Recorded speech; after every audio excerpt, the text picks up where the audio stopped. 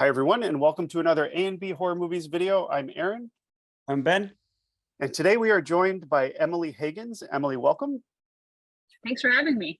We're very happy to have you on. Emily, you're a writer, a producer, an actor, and most importantly, a director.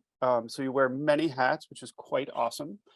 You wrote and directed the newest film on Shudder, or one of the newest films on Shudder, is called Sorry About the Demon, which is quite awesome. And I noticed that it's still being showcased at the top of the Shudder app. So congratulations for that. We're very Cool. excited to, yeah, isn't that awesome? We're very excited to talk with you today about that film. But you also, let's see, you did the cold opener segment in Scare Package, which is hysterical. And it also stars the same lead actor in Sorry About the Demon, John Michael Simpson. John Michael Simpson. Let's see, you also wrote and directed My Sucky Teen Romance and Coin Heist. And you were the subject of the documentary Zombie Girl about your very first movie you made when you were 12 years old, which is so awesome. Well, again, thank you for being here today. And Ben, why don't you kick it off with the first question for Emily? Okay, yep. Put you on the spot. Thank you.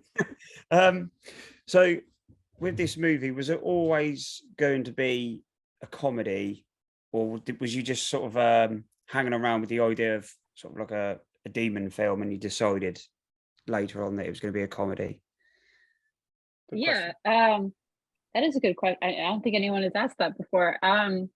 I think I really do like exploring characters that are kind of sweet and vulnerable in horror settings. So I think that was always going to be part of the idea. But I think as the plot was unfolding, as I was writing the story, and kind of the original idea was like, what if there was somebody that was so sad that they had been dumped that they find out their house is haunted, but it's, they're just too sad to leave. And so I guess it's a little bit intrinsically funny, but I think as the plot was unfolding and some of the plot points that were coming out of my brain were a little bit goofy, I think it just leaned more and more into comedy. But it's so difficult because you never want to like really undercut a scare with a Yeah. joke, and but it's a little bit of a lighthearted movie. It's not really the kind of thing for the people putting something on it, in the middle of the night, like something hardcore. It's not really for those folks, I would say, either. So Is that, Yes. leans a little sweet and comedic.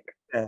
Well, it is the reason I asked. It's obviously there is. I think there's some creepy bits in there, which I was saying to Aaron before.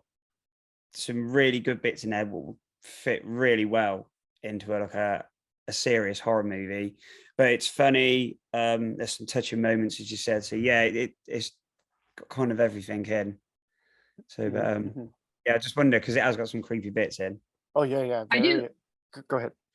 Oh, I was just gonna say, I am hoping from this movie, you never know what project's gonna be next, but I am hoping my next project is a little bit more straightforward horror, because we had so much fun doing the horror sequences. I'm Sorry About the Demon, that I was just, now I'm really itching to do something that leans even more horror. It might still have some of those sweet moments, but I think the ratio of comedy to horror might skew a little more horror on the next one, because it was just so fun on this one. Oh, awesome. That's very exciting. Yeah, like the one scene when all the cabinets in the kitchen open up and the chairs stacked up. I guess my question would be, what was your inspiration for making this film? How about the toothpaste? How'd you get that idea? Oh my gosh. Well, yeah, I think a lot, especially when I do know I'm working in the comedic space, I tend to write a little bit more free flowing, just kind of stream of consciousness. And then I go back and I restructure it, make sure things hit at certain beats, and there's character arcs and all of this. And so when I was writing the draft of the script, the toothpaste has always been in the script from for better or worse, it's always been part of it. I love that And, part. Yes, very nice addition. I think part of it really comes from even the silly things in this movie do come from real fears that I have. And my parents told me growing up that, unless you have a problem, we will never make you go to the dentist as long as you take really good care of your teeth. So I was always very just kind of crazy about taking good care of my teeth, and growing up, and never eating too much candy, and kind of like holding some stuff back. So some of those fears I had are kind of John Michael's friend's character of just kind of like holding so much back and being reserved that you're not really getting to have any fun. And that's a part of me as well, I think, sometimes. And so Awesome. that's where the toothpaste thing came from. And I was also watching a lot of baking shows. And this is why you can't like just watch anything when you're writing a script, because a lot of cakes and You get all the cakes sugar in and all there. that stuff. You know, That's that just ends awesome. up in the movie. Yes.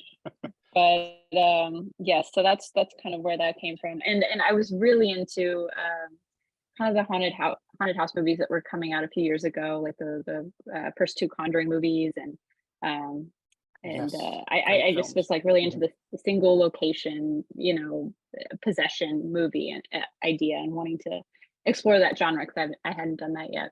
So that's kind of where that came from. Awesome. Cool. So actually, yeah, I've got another question. Where am I?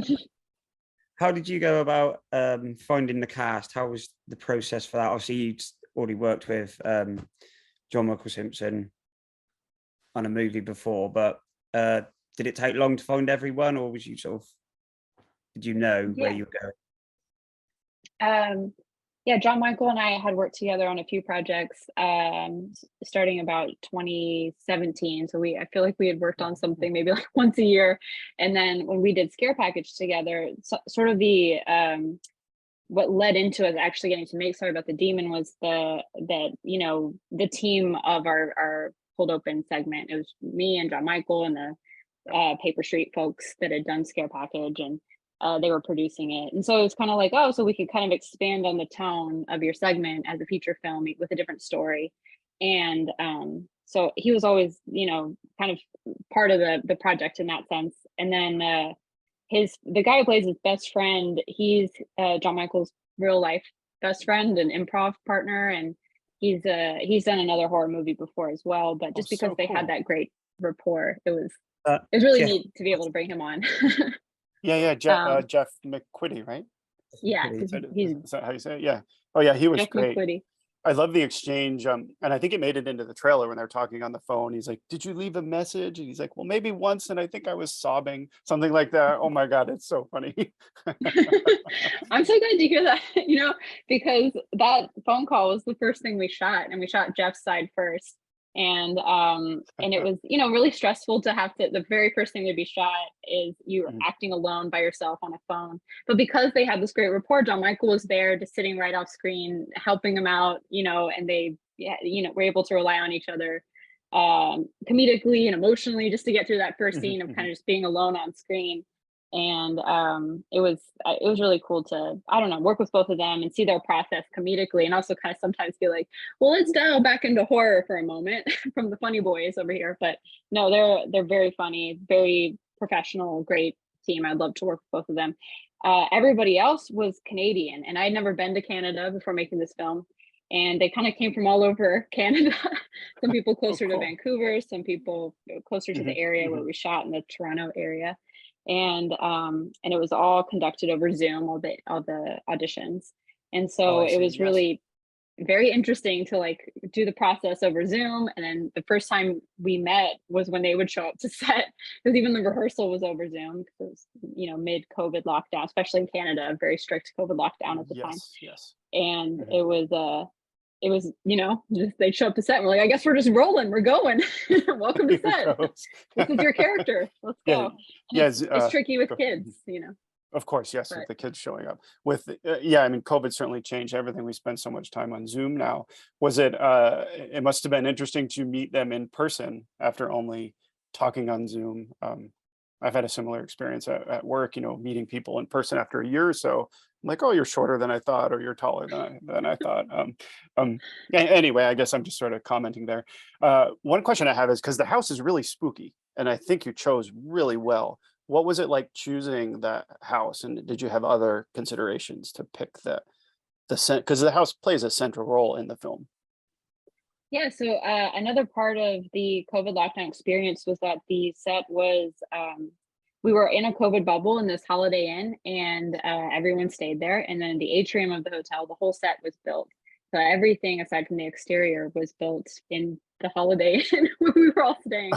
And so each like floor of the set was connected, so there would be like the basement and then the first floor and Oh, then the second floor. interesting. Okay, okay. I And didn't it know. was really, it was, well, I'm so glad to hear that, because every time I look at it, I'm like, that's Holiday Inn, so it doesn't look like a house, Wow. but it does. That we had a great production designer and art team, and it was very important that to me, that the geography was never distracting, because it was all built. Mhm. Those stairs didn't go anywhere; they just they just end, and we just had to really make sure that things were connecting, so that you were never taken out as a viewer, like where are they, and then the exterior of the Wow. house was only like a mile away. Oh my God, I So had no idea. The illusion of film. I would say yeah, success then. Again, it was a really good sort of set, because it did sort of build the layers where I sometimes thought when you was in maybe the front room and you had the green walls and stuff, it was a bit more lighter, and then when he was down in the basement, it sort of gave it a Conjuring kind of feel, and I was like, but yeah, it was really, really well filmed, I thought, and I just thought it was a house. Yeah, oh, me great, too. yeah.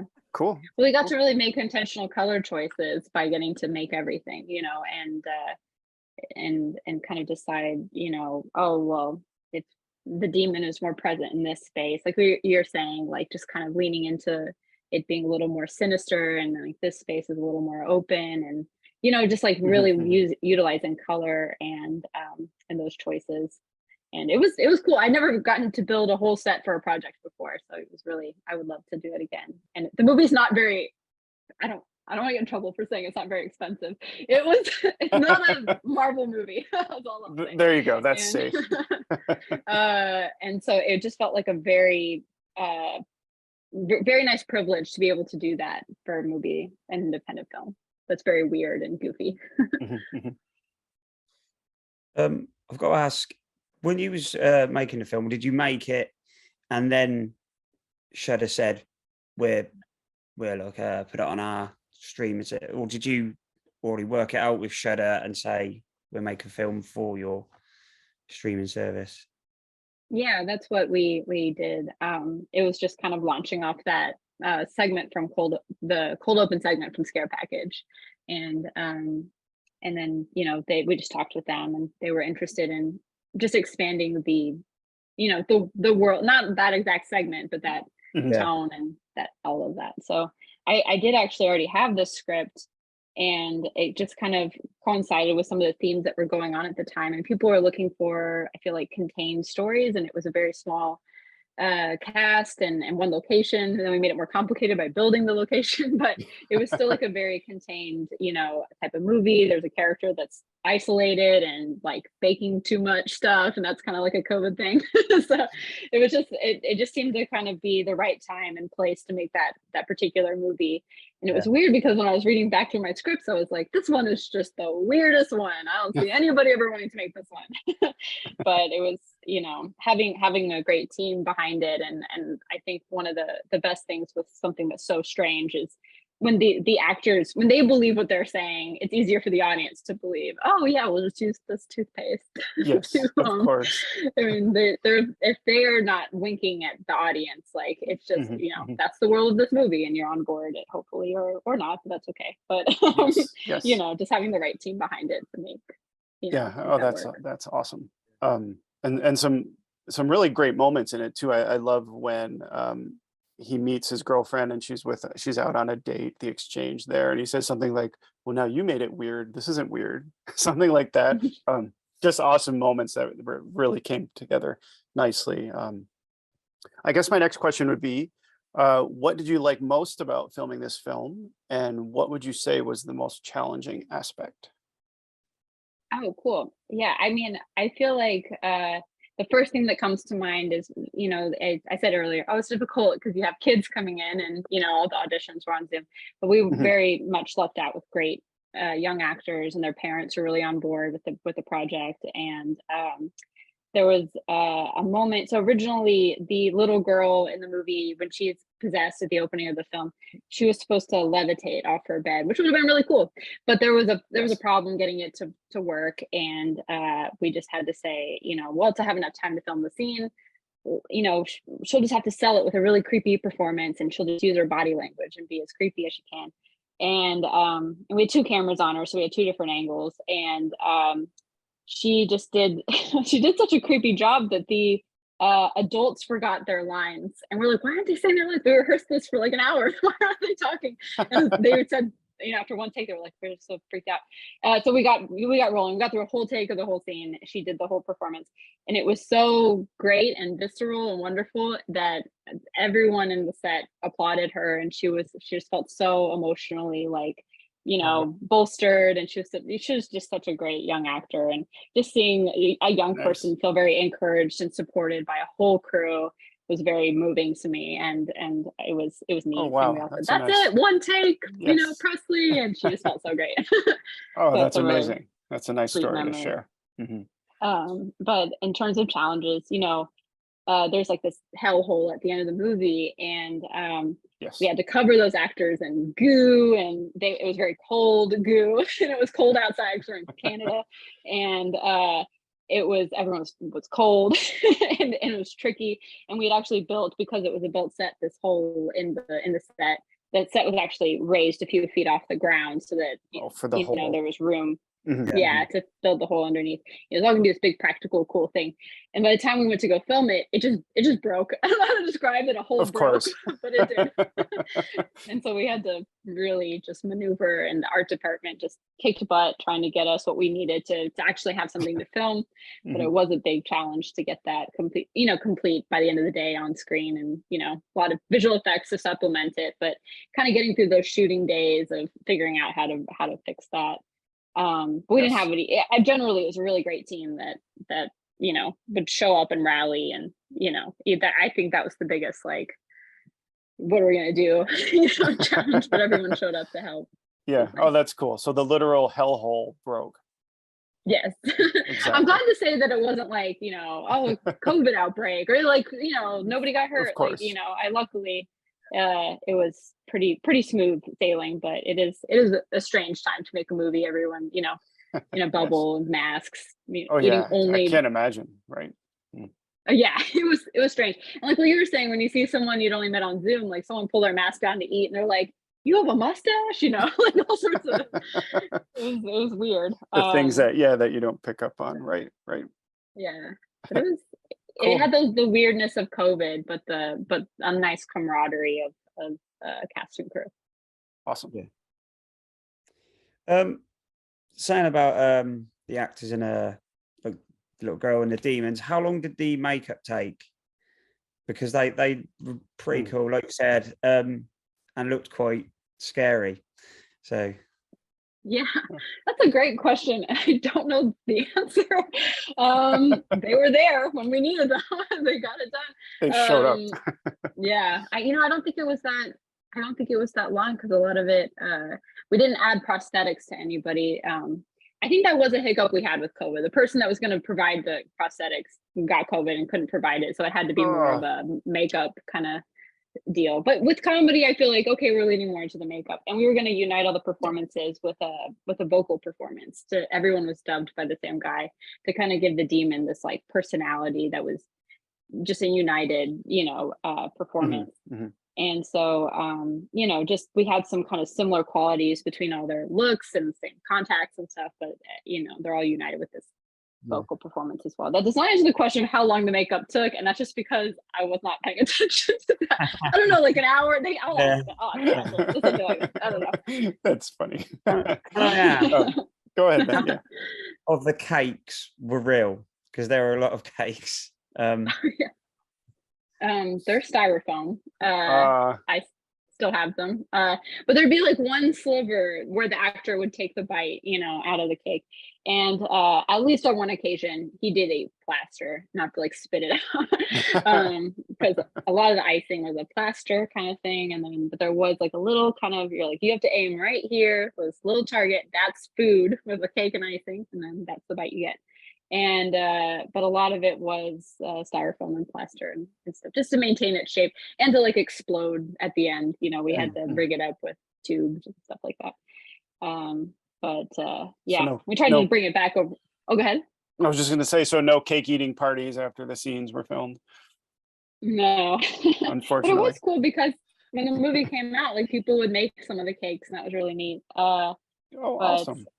we're trying to bring the styrofoam cakes back over the border, and they have these back into the United States. Mhm. You know, they have these rules like, you know, no homemade foods and stuff like that. And they just Yes. see these like cakes hanging out free floating in our car, and we said, no, it's pretend, you touch They're it. fake. It's not a movie prop. I'm like, what movie? Anyway, it's like not a big movie. It's not fun. Just let us go. Right. Let Back us to through. America. Let us through. Yes. Yes. Well, I have a question that actually doesn't have to do with the movie. Well, sort of. What are your favorite or favorites horror comedies? Ooh. I would love to hear y'all's answer to this as well, because it's very telling what someone's Certainly. Yes. comedic and horror sensibilities are, because they're very different.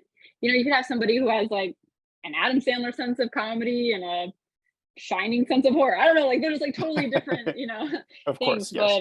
But a few that I'll just say before, you know, obviously Shaun of the Dead is a wonderful, you know, Of course. great Yes. I would say that masterpiece. too.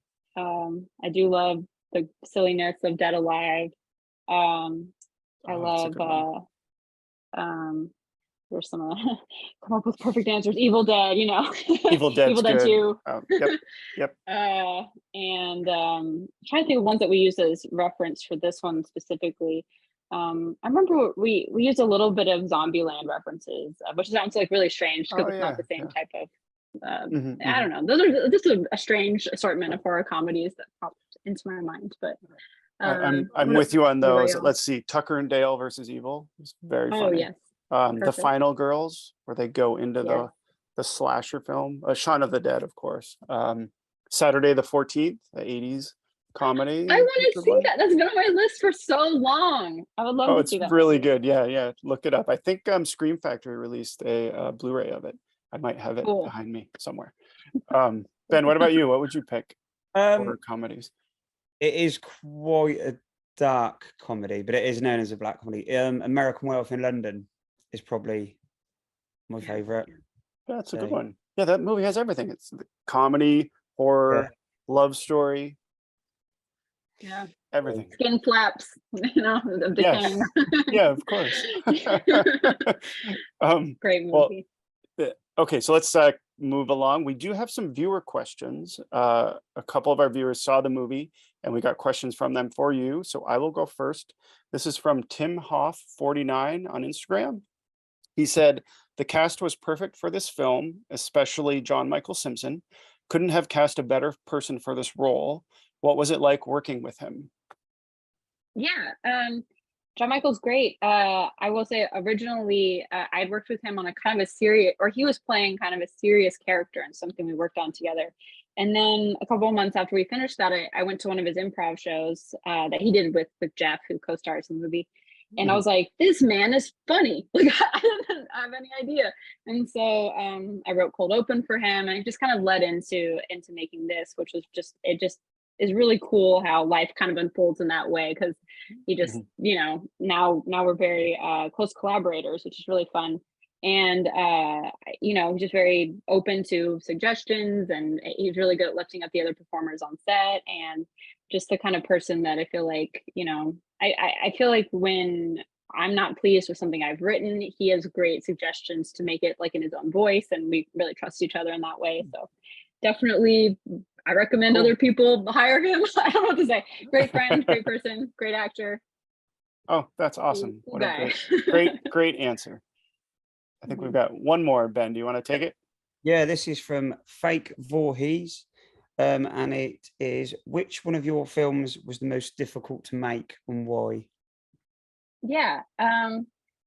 Let's see. I feel like that each movie has a lot of unique, you know, different types of challenges. Like this movie, we shot during COVID. That was a challenge.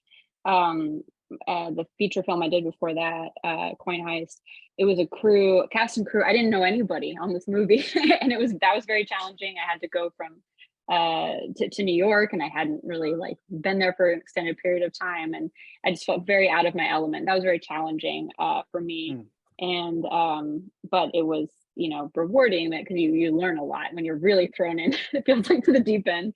You learn a ton. But Yes. I think ultimately I would say my very first movie, because you have to, that's when you're kind of learning, is this something, I want to be doing? And I was very, very young, and mentioned it's chronicled in the documentary. Mhm. My movie's called Pathogen, and the Pathogen, documentary yes. crew. Yeah. A documentary crew followed me. I always like to make it clear, I did not like ask for a doc. I mean, like they asked and we're like, yeah, that sounds great. And it's really cool to have this, like, film that chronicles the experience. But I always like to make clear, I did not make the documentary. Like, that's a whole separate thing. But Got it. they did a great job, and it's a really cool, profile of our, what that experience was like. And but it was challenging to kind of be growing up, learning who I am, learning if I want to make movies, how to make a movie, kind of everything at once, and the kind of insecurities of being a preteen. It's a bad time. But it was the making the movie was a great time, but I'd say that was the most challenging. Just having to wear all the hats and learn how to get it done. And learn, yeah, first time, learn as you go, right? Exactly. Yeah. Um, Yeah. all right, well, let's do some horror trivia. We like to throw in some horror trivia questions because they're kind of fun. And we thought we would just do horror comedy categories this time around. Got some questions here. The first one is, what cult film about a rampaging fruit, not a vegetable, was released in 1978? Uh, I think it's I don't want to say. Go. Wait, you can say. It's the I haven't seen it. tomato movie, right? Killer That's what I Tomato. was thinking, but I don't know what it's called. Oh, yep, Attack of the Killer Tomatoes, 1978. I haven't watched that in a long time. We'll have to see that one. I feel like it's gonna make me hungry. Well, actually, this one's kind of funny because we just talked about it. Star Trek and Mission Impossible star Simon Pegg starred in and co-wrote what zombie film? Well, we know that one. We know that one, right? Yeah, Shaun of the Dead. Yo, Shaun of the Dead, right? Here we go. Wonderful. Let's see. What was Army of Darkness 1992 originally going to be titled? So that's Oh, I don't know, but I want to know. the third, and yeah, I don't know either. Evil Dead Part 3. The Medieval Dead. Oh, I like That's that. funny, that. yeah. That's I've good. heard that. Yeah. You've heard that? All right, let's do a couple more. What fictional cult classic movie are Max Cartwright and her friends drawn into in The Final Girls? Yeah. Shoot, I Oh, don't know. What's the name of the movie? it's weird we talked about these movies It is because weird, you mentioned actually. this one. What's the movie called? It's Oh like a my Friday God. the 13th spoof, right? Yeah. I don't know. Nope, don't know it. Camp Bloodbath. I No. don't know. Sometimes you hear it and you wonder if you would have recalled it, but I know Yes. that I Yes. was not going to recall that. No, I wouldn't have known that either. All right, let's do one or two more. How does Anna decapitate the zombie in a snowman suit in Anna and the Apocalypse? In the snowman suit. I know this. And her friend screams and points. Yes, it's such a great. Oh We my didn't even God, talk look, about Anna the I have it right Apocalypse. here. Oh my gosh, does it have the scene on there? It doesn't, but it's got the candy cane on the back. Yeah, that's later when she gets the candy cane, right? It is. What Yes. she used? They're on the playground, right? Or they're like, Yes, they are on the playground. Yeah. She flips up the. Do you know, Ben? on the seesaw. The seesaw. Oh, Yes, I can't remember. it's a the musical, seesaw. isn't Yeah, it? The musical one. the musical one. Yeah. I can't remember. All right, let's do one more. This one's pretty easy. Who played Buffy Summers in the original Buffy the Vampire Slayer film? So not Sarah Michelle Gellar. Yeah. I see her face. I do not see her name. In my mind. She was in Deadly Friend. Um, I probably have that over here somewhere. what is it? Someone else. It's Someone do go. you know, Ben? It's Christy Swanson. Yes. Okay. See, that was one where your brain in the recesses, you're like, maybe Of if I thought course, for like yes, 5 yes. minutes. I'm gonna get a lot of stick over that, aren't I? All right. Yeah, we probably will. Let's do one more. What is the name of the cat? I can't read this. What is the name of the cat Dr. Herbert West reanimates and then has to fight off and reanimate her? Oh, I don't know. Forget that. What is it? Rufus? Who the hell would know that? That's too hard. I feel like these questions are either Simon Pegg or like. Oh, here's one. Okay, this is a Beetlejuice question. What giant creatures did Beetlejuice have to sometimes face in the desert realm in Beetlejuice? I kind of think I know what they're They called. were like something snakes, right? What is it? Sand snake or Aren't they sand s- worm? yeah, I think they are sand snakes. Sandworms. I was wrong. Sandworms. I nearly said trolls. I don't know what. Oh my gosh. All right. It's trivia. I say we all won. I say we did great. We all won. Yes. Thumbs up for all of us. Well, it's was- nice when the trivia is answers are right on tricky. the back of the card. Yeah, it's a very quick response. I don't know. I get trivia. I'd have to see. It's very, maybe it's like my phone messing up my brain or something, but I feel like I would have had to see the film very recently to recall the names Yes. of cats and Yeah. Oh yeah, I'm not the best at trivia either. Well, this has been awesome. I do have one final question that sometimes we like to ask our guests who come on. If you could have dinner or coffee with anyone in the film industry, alive or dead, who would that be and why? oh my gosh. This is another one. I'd love to know what y'all's answers are. Like in horror or in Or anyone. It could be anyone. any of them? It could be a screenwriter. I usually Okay. go ahead.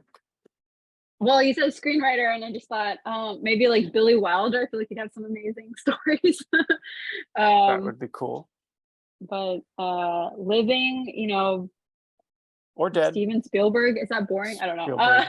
Definitely like That would be I cool. shouldn't say, is he boring? Obviously, the most household name filmmaker, no, I'm very, very amazing, prolific. That's why I picked him. Definitely, good I feel choice. like I don't know. I feel like it'd have to be somebody with a very expansive career to ask about many different decades of work. That's what my brain is thinking. Of course. And also somebody that wasn't too mean if they were like an old timey misogynist or something. I don't know. Well, yeah, you wouldn't want Well, that. well, what are y'all's answers to that one? I've said John Carpenter before, but I'd probably say Wes Craven now. I think that would be fun to Oh. sit down and chat with him. I'd be starstruck. I don't know what I would say, but I would just ask him to speak and I would listen. I can't What remember about who I you, said Ben? now. What? I You said can't remember Kurt who you Russell, chose? wasn't it? Yeah, it was Kurt Russell, wasn't it? It was, yes. Ooh. Right. I kind of want to go with Steven Spielberg now because he's my favorite director. So yeah. You can switch. I don't think Kurt will mind. Y'all have there's lots of living people in this group. This could still happen. That's true. You never know. Yeah. Awesome. Well, thank you so much for joining us. Check out Sorry About the Demon on Shudder. It's hysterical and awesome. We loved it. Let's see. As always, if there's anything you'd like us to cover in a future video, add a comment and we will consider it. Definitely go to Instagram, follow us over there, and look some of our posts. The same with the channel. If you come across it, subscribe because it helps us. And thank you to Emily for coming on. Thanks for having me. Thank you so much. This has been a blast. Definitely, Yeah. thank you. Likewise.